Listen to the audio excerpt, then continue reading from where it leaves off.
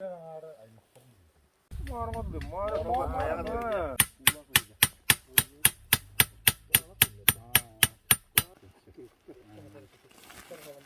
mamlı güzelden göründü. Yıkım toğusu ben. O tost. Bu ondan. Namamını tu bu da kan yakıyor otur. Yine sana bu vakit tehdinden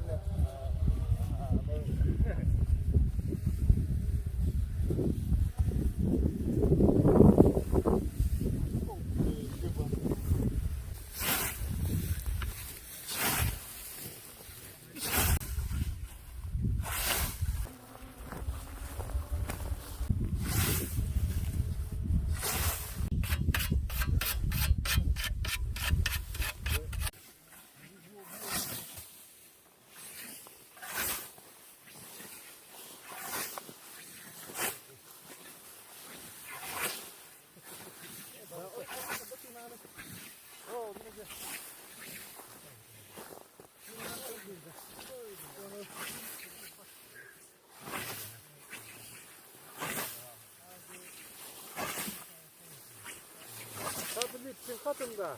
Oy bu. O mağara nasıl bak? Otur kırpağın ayet elinde.